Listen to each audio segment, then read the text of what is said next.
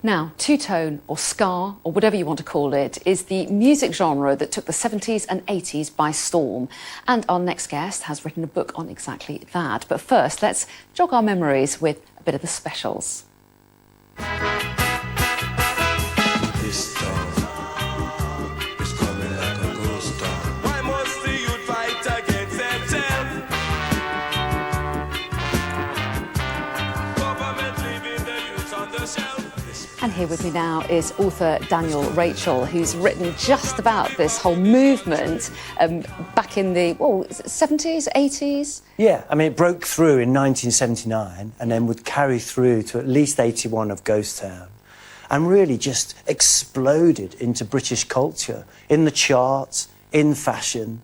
It became a movement across the country. It's quite extraordinary. Yeah, and the soundtrack of a lot of my youth, I have to say. So bands like The Specials, Yeah. Madness, The Beat, Yeah. Selector, those are all the kind of bands that were involved, weren't they? So how would you define it then? How would you define ska or two-tone?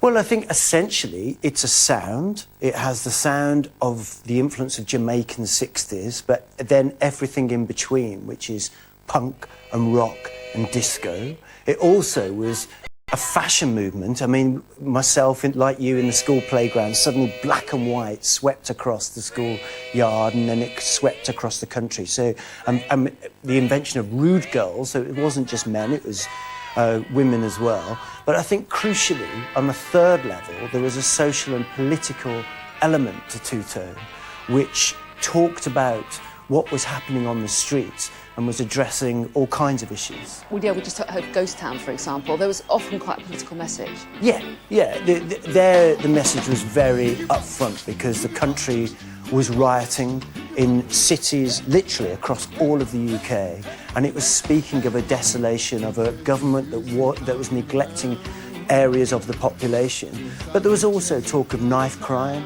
Jerry Dammers, the songwriter of The Specials, then the Special AK, even dipped into the Israeli-Arab conflict. There were stories of sexual abuse, of a woman being raped in the song The Boiler.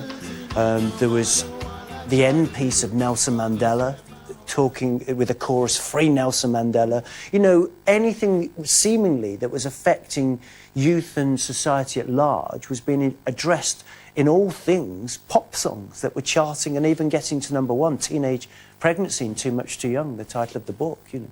And have you got a theory about why this particular movement just caught on and captured the public imagination at that time? You know, given what was happening politically, and how did this emerge then? Yeah, I mean, that's really important because movements happen at a particular time for particular reasons. And, of course, the amount of black musicians playing with white musicians, that's a direct influence of the Windrush, first-generation kids mixing together in schools, youth clubs.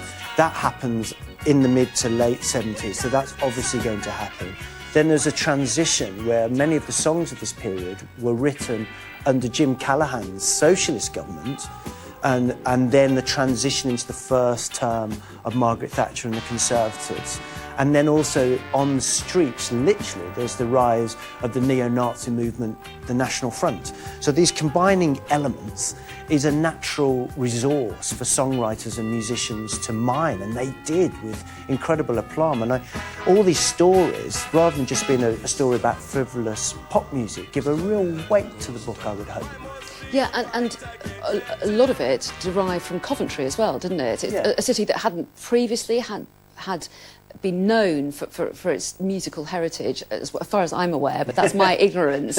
Tell me otherwise if I'm wrong. No, there are little bits of examples, Yeah. but no, Delia Derbyshire, Doctor Who theme, is a Coventarian, but there's nothing as powerful as two-tone, and people seem to gravitate to Coventry as musicians and found one another. And then, oddly enough, the same thing was happening in Birmingham with The Beat, and then was happening in London with the Body Snatchers, who were influenced by what they saw, and Madness, all doing the same thing. And then the pivotal role is is Jerry Dammers, somebody with a vision, who managed to connect and bring in these bands under his identity, which was two-tone. And so you get a movement, which is what he wanted. He wanted the Specials to be pop stars, but he didn't want to do it alone. He wanted the issues of the day which we're talking about to be dressed as a group. That's so interesting. You think they'd normally be quite competitive Yes, with their exactly. rivals. Yeah, and I think that speaks of his incredible generosity and also of the lyricism. It says it's genuine, and it truly is. He's speaking from his heart and bringing people along. My producer has just asked me whether or not there was ever a Christmas song amongst the... What's the always bringing it back to Christmas, you see, at this time well, of why year. not? And it's so apt. And the nearest I could probably give you that is a Top of the Pops edition, where the Specials are performing their Christmas song, Do Nothing, and they all wear CJs, you know, Christmas jumpers. There you go. You pulled it out the bag. That's very impressive. Daniel, thanks so much for coming in. And it does remind me of some really awkward dancing by me. It's not the easiest to dance. You were not to skanking. Ska. There was a bit of that going on, wasn't there? But I was There we very go, bad got at Anna it anyway. Jones skanking. Didn't know they was called that. Anyway, Daniel, lovely to see you. Thanks very much. Thanks for having me. Let's take a look now at the weather.